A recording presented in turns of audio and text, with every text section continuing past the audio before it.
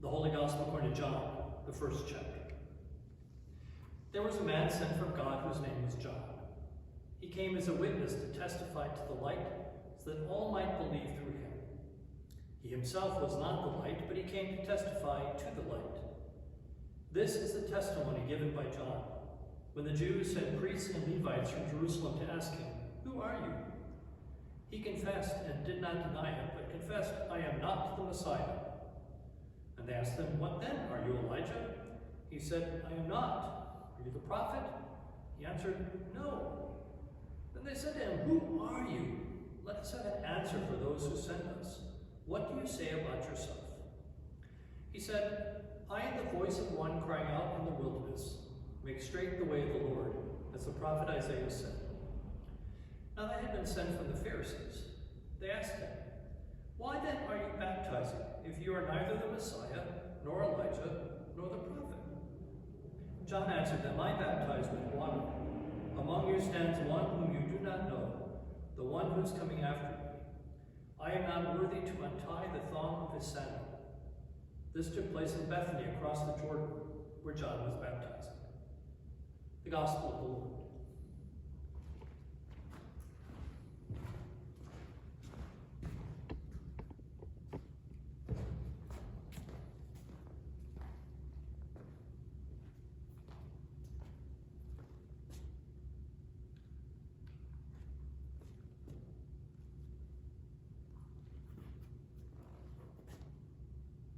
I don't know about you, but I have the feeling that the Grinch is winning this year. Remember, the Grinch wanted to steal Christmas, and it just feels like that's what's happening even as we are preparing for that day. The shutdowns have been expanded and we can't go out. I don't know how many parties normally would have happened in my December calendar that got crossed off. I don't know how many concerts or dance recitals that you would have had to gone to where you were not able to go. And so you had to watch them virtually as one child jumped and another child jumped and you figured out how they got together. We got tired of the vaccine which is coming and we're not so sure, and then we've got the COVID thing and the numbers keep increasing, and on top of that the gloom and doom which seems to settle over our nation as we just can't get things right. And on top of that is the sense of missing people. Now, I know that's always difficult at Christmas, as you remember somebody who was there last Christmas who isn't there this Christmas because they died from whatever cause it might have been. It doesn't really matter. It's always an empty space at the table, and it causes us to be a bit blue about Christmas. But then in addition to that are the number of people who won't be getting together. You have to be Zooming with grandma who's still trying to figure out where the mute button is. It's just going to be a weird time. It feels like the Grinch is going to steal Christmas. He's going to take away the joy. He's going to take away the delight. Who knows? Maybe he'll even keep the reindeer at home. For some people, that gloom and doom becomes so overwhelming that they're just not sure what to do with it.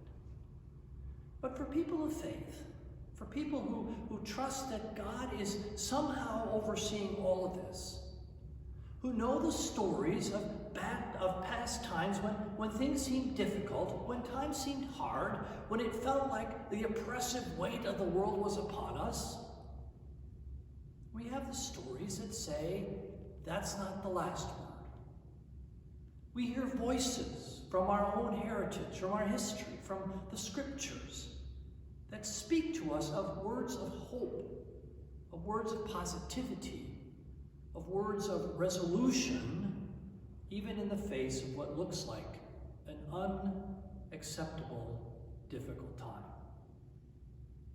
So this week we hear from three voices.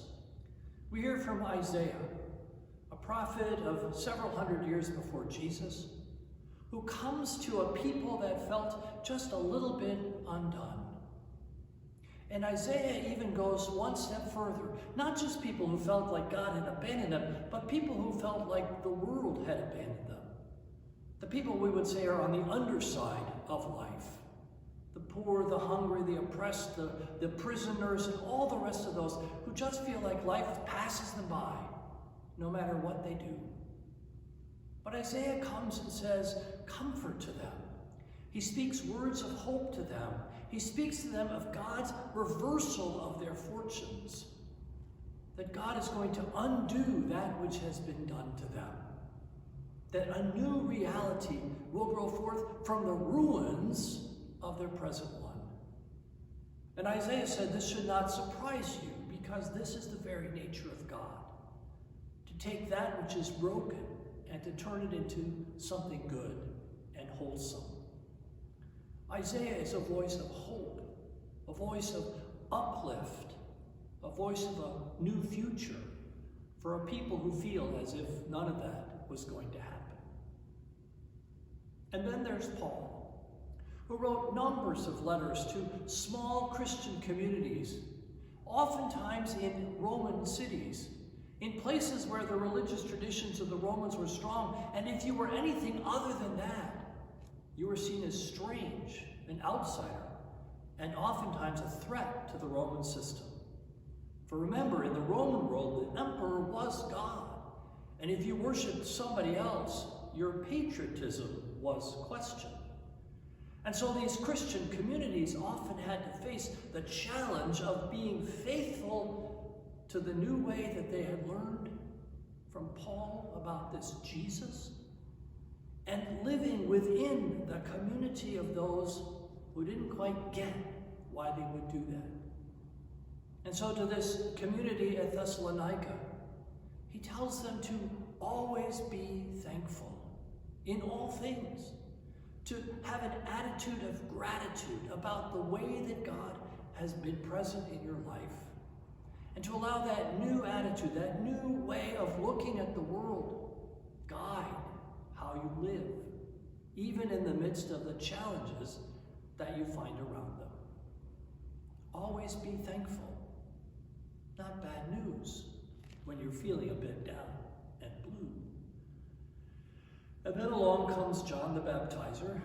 We heard him speak last week. We heard him show up on the scene and draw people to himself. And this week the story gets expanded a little bit as people come to ask him questions about who he is and who he isn't. And as he continues to talk, he bears witness to a light that is yet to come. He stands at the edge of the Jordan River, perhaps close to where the Israelites had crossed over when they returned from Exodus in Egypt. He stands there and announces to them that God is doing a new thing, that there is one coming who is mightier than he, who is in fact the light of the world. And we know that light to be Jesus. For ultimately, Jesus is not just a voice from God, he is the very voice of God. He is the Word made flesh who lives among us. He is the one who brings the new reality to being. He is the one who demonstrates God's faithfulness to God's people, even in our most difficult times. In fact, he comes to live among us in our difficulties, not apart from us, but in our very messy world.